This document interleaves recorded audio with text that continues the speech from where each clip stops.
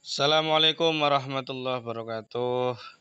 Alhamdulillah, Waalaikumsalam la haula warahmatullahi wala quwata wabarakatuh. illa billah. Salawatuhu wa salamuhu ala Rasulillah Muhammad sallallahu alaihi wasallam wa ala alihi wa sahbihi wa ansarihi wa ahli baitihi wa dzurriyyatihi wa barik wa sallim ajmain amma ba'du. Ayyuhal hadirun, alhamdulillah kita bisa silaturahim bermuajahah walau via online, insyaallah tidak mengurangi semangat kita semua. Jadi teman-teman semua, sebelum memasuki puasa kita satu kali kuliah malam ini ya. Mungkin ada yang sudah terawih, ada yang belum terawih ya, atau masih menunggu ya. Jadi kemarin sudah berapa kali kita perkuliahan, sudah 2 kali. Di pertemuan 1, pertemuan 2, kemudian di pertemuan 3 kemarin saya kasih tugas kalian untuk buat judul ya, buat kelompok dan buat judul. Cuman ternyata belum ada ya. Ya kurang tahu saya kendalanya apa, nanti kita kupas ya. Baiklah, saya akan berbagi layar. Oke. Ya, kelihatan ya layar saya ini ya. Kelihatan Bapak. Oke. Subhanallah. Ini saya masuk ke classroom ya, dan memang belum ada tanda-tanda. Ini saya juga sudah ngasih tugas untuk resume jurnal, ini juga belum ada tanda-tanda yang mengumpulkan ini ya. Baik dari yang C1, C2 ini juga belum ada. Sepertinya memang kompak sekali ya kalian. Oke. Nggak apa-apa. Oke, saya klik ke Google Drive ya. Di sini sudah ada pertemuan 1 sampai 16. Ya, mungkin sudah ada yang download atau sudah ada yang baca. Ini seharusnya kita langsung P3, tapi saya mau mulai di P1. Saya mau memperlihatkan saja, mungkin ada yang belum baca. Jadi di pertemuan 1 kemarin kita bahas tentang pendahuluan. Apa sih arsitektur enterprise itu, kan begitu. Ya. Maka di sini adalah bagaimana kalian yang nantinya menjadi seorang arsitek sistem ya. Menjadi seorang arsitek sistem, kalian diminta untuk memahami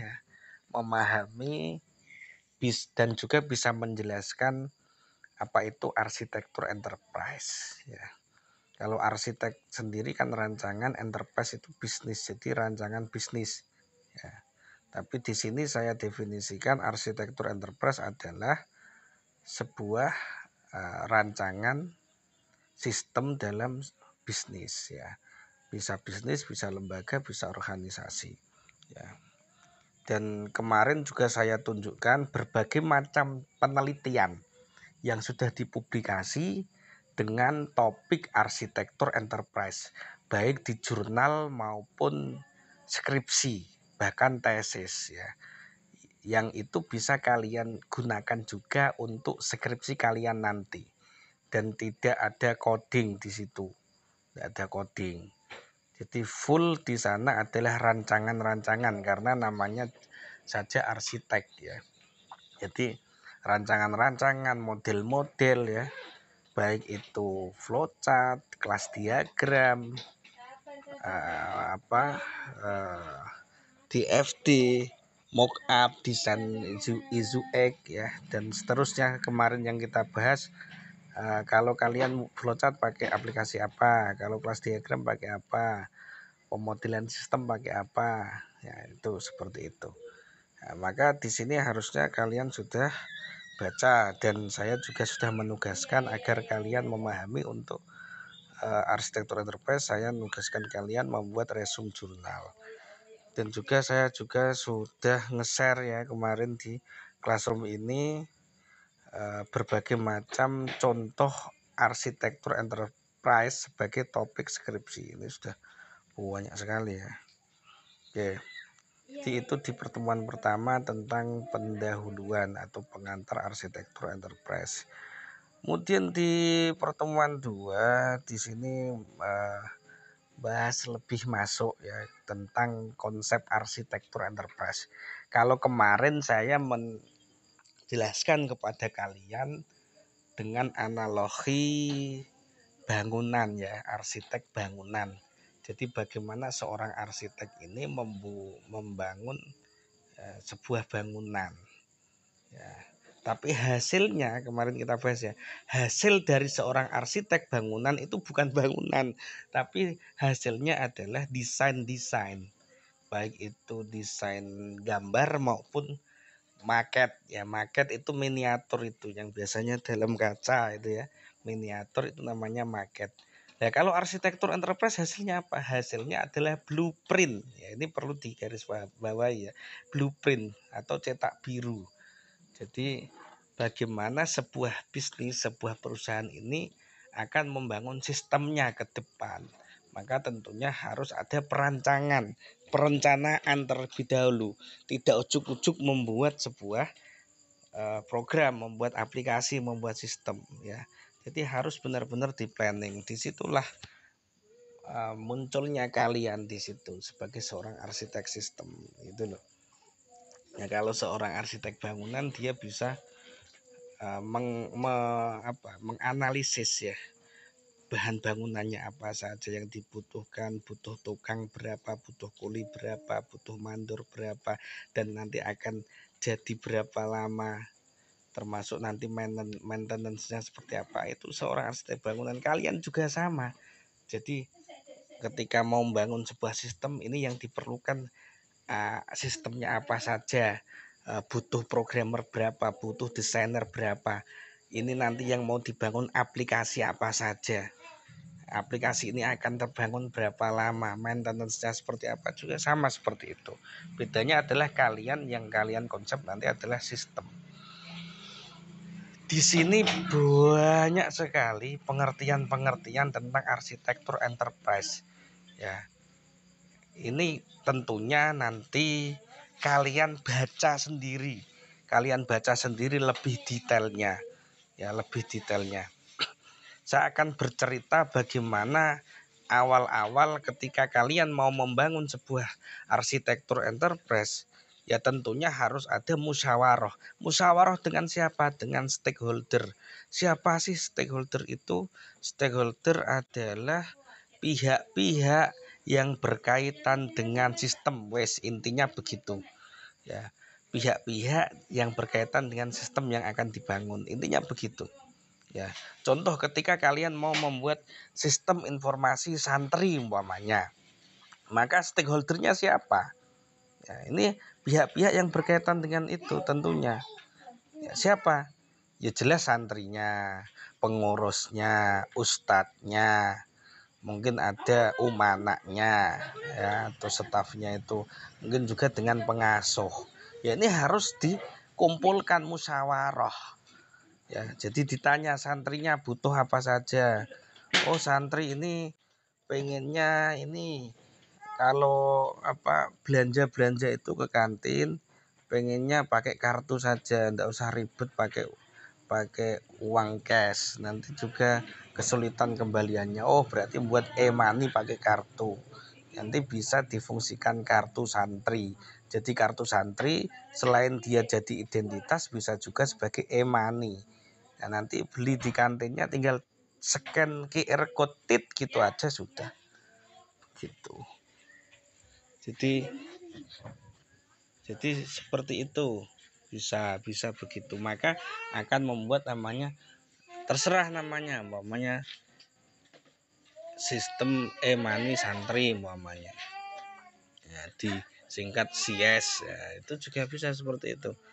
Ke ustadznya nanti butuh aplikasi apa saja, ke pengasuh butuh aplikasi apa saja, sehingga ini nanti akan menjadi sebuah aplikasi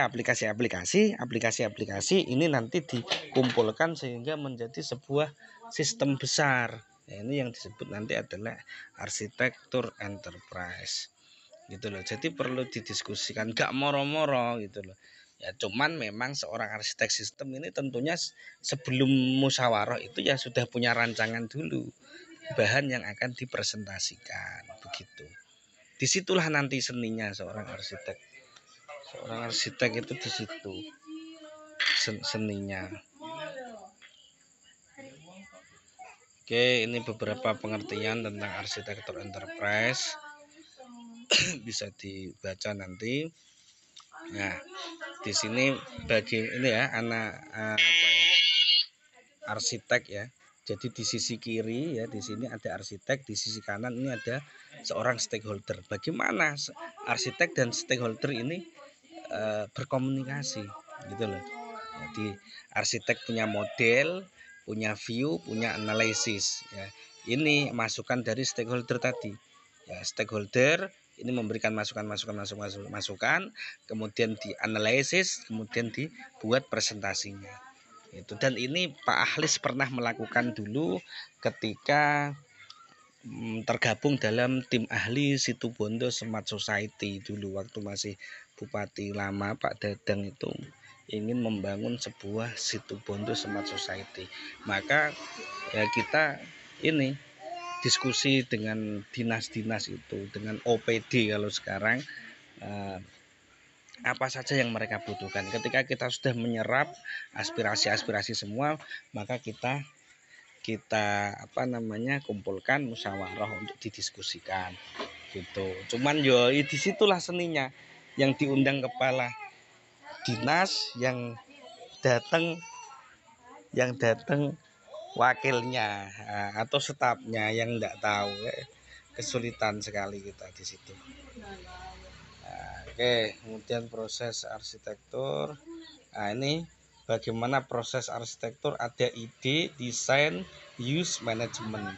Idenya, yang penting punya ide dulu. Ide. Kemudian didesain, kemudian digunakan, kemudian nanti di manajemen atau di maintenance, diperawat. Ya. Maka gini nanti ketika kalian ini nanti ya penelitian, saya sangat menaruh harapan besar kepada kalian, karena kalian ini di luar ya, bukan di pondok, di luar. Jadi tentunya nanti penelitiannya itu bisa beragam, bisa di koperasi mungkin, atau bisa di sebuah perusahaan. Itu saya pengen kalian membuat arsitektur enterprise di lembaga itu gitu loh. Saya sangat pengen sekali itu ya. Masuk dalam, ayah masuk di dalam, ayah di kuliah di dalam ya. Oke. Jadi seperti itu ya, sehingga nanti benar-benar ini teman-teman itu bisa membantu perusahaan tersebut membuat sebuah arsitektur enterprise. Ini beberapa faktor pendorong untuk arsitektur enterprise, ada visi misi dan seterusnya. Metode juga ya, jadi banyak metode yang bisa digunakan untuk arsitektur enterprise. Ada metode ADM, Arsitektur Development Method, ada IEEE, ini juga ada Zeeman Framework juga ya. Ini nanti silahkan kalian baca, dan metode-metode ini bisa digunakan. Nanti kita gunakan juga untuk praktek seperti itu. Saya kembali dulu ke layar. Oke, saya stop layarnya. Jadi tadi pendahuluan saya terkait pertemuan 1 dan pertemuan 2 kemarin sebagai review ya. Nah, sekarang saya minta kalian yang hadir ini saya minta untuk mendiskusikan ya. Mungkin kemarin sudah mulai komunikasi. Kelompoknya siapa saja, judulnya apa, nanti silahkan didiskusikan sama saya. Kalau ACC nanti kalian bisa langsung buat latar belakang atau di pendahuluannya begitu. Kalau belum ACC ya belum bisa membuat. Oke, saya kasih waktu ya, saya kasih waktu.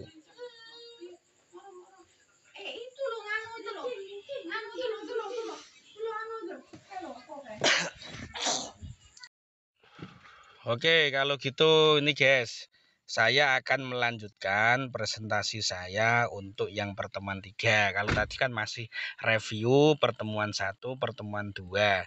Sekarang saya lanjutkan untuk presentasi pertemuan 3. Oke. Masuk ke drive ya. Oke.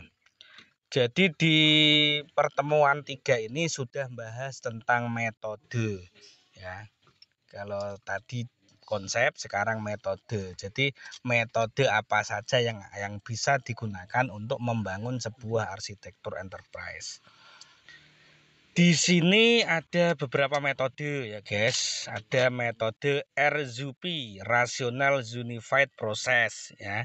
Ini ditujukan untuk pengembangan perangkat lunak melalui proses iteratif dengan penambahan fungsi pada arsitektur setiap ada peningkatan. Ada metode ZUMM, ZUN atau CEVEC ya, modeling metodologi. Ini metodologi konstruksi model proses bisnis dan informasi secara bertingkat. Ada metode ADM dari TOGAF, ini yang umum ya guys, yang sering digunakan ya, termasuk ini nanti yang akan kita jadikan untuk praktek sampai selesai. Ini pakai ADM ya, menyediakan tahapan detail dan jelas untuk mengembangkan arsitektur TI. Ada FEAF, Federal Enterprise Architecture Framework. Ini untuk mengembangkan arsitektur enterprise organisasi pemerintah. Nah, ini terus juga ada kerangka kerja arsitektur enterprise, ada yang standar IEEE, ada yang Zachman, ada yang TOGAF ya, The Open Group Architecture Framework, ada yang model driven arsitektur ya. Contoh yang TOGAF sendiri ini wah banyak sekali guys. Jadi nanti saya share PDF-nya, modulnya nanti saya share juga bisa. Tuh. Kemudian untuk pendekatan arsitektur ada 3 ya, pendekatan SOA, proses bisnis dan informasi. SOA, service oriented arsitektur, berarti ini pendekatannya pada layanannya. Jadi pada layanannya. Kalau yang kedua pada prosesnya, ya prosesnya. Kalau yang ketiga pada informasinya atau hasilnya. Nih. Bagian pertama SOA ini berhubungan dengan kelincahan, agility dan penggunaan ulang, reuse sistem informasi. Kalau proses bisnis ini elemen penting dalam arsitektur enterprise terkait dengan perubahan yang dibuat di dalam organisasi. Informasi merupakan bahan mentah operasi yang dilakukan oleh sistem. Nah, ini gambarannya guys, gambarannya SOA seperti apa. Jadi ada consumer interface, business process, service komponen dan operasional system. Tuh. Sistem ini dipecah menjadi 5 lapisan. Ada client interface, business process, service komponen dan sistem platform seperti itu tadi. Ya. Jadi ini termasuk metode ya, metode. Makanya tadi saya sebut nanti contoh judulnya apa? Contoh judulnya umpamanya rancang bangun arsitektur enterprise pada Dinas Pendidikan Situbondo menggunakan metode ini FEAF umpamanya, Federal Enterprise Architecture Framework. Bisa kayak gitu loh, contoh judul yang akan kalian teliti itu seperti itu gitu loh, bukan yang seperti tadi itu ya. Atau umpamanya rancang bangun arsitektur enterprise pada CV XYZ umpamanya menggunakan metode ADM, arsitektur development method ya, itu juga bisa seperti itu ya. Jadi untuk membangun sebuah arsitektur enterprise. Ya.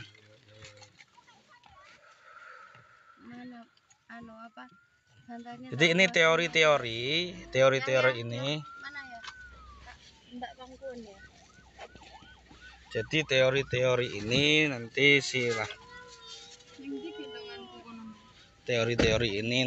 silahkan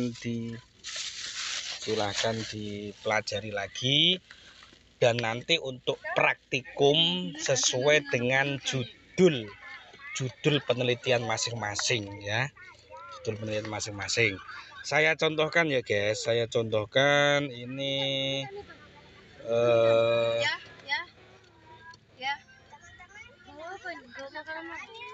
ya guys.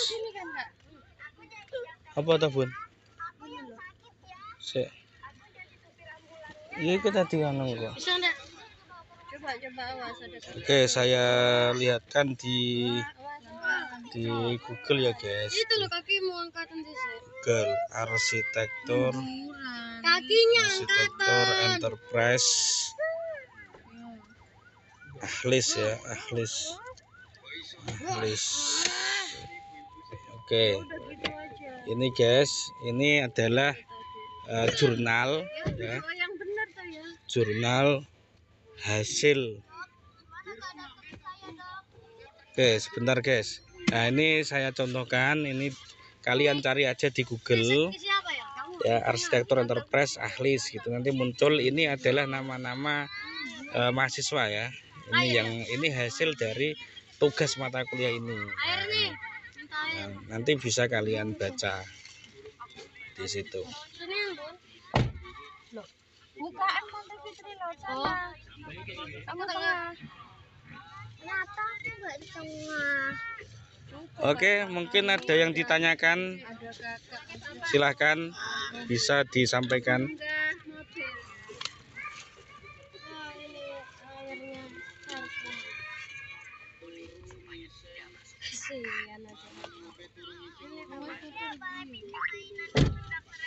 Oke, kalau tidak ada yang ditanyakan, nanti bisa kita lanjutkan di classroom. Saya harap kalian nanti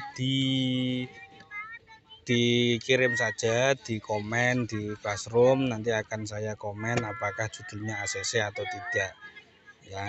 Jadi saya minta tolong kerjasamanya kalian untuk benar-benar mengerjakan ini, khususnya juga bagi yang nanti sekiranya mau mengambil skripsi tentang topik arsitektur enterprise ini ya, ini harus benar-benar dipahami dengan baik. Oke, terima kasih dari saya, cukup sekian, semoga bermanfaat. Sampai ketemu lagi, nanti bisa kita siapkan dengan lebih baik. Terima kasih dari kami. Afu minkum, hadanallahu wa iyyakum. Wassalamualaikum warahmatullahi wabarakatuh. Waalaikumsalam warahmatullahi wabarakatuh.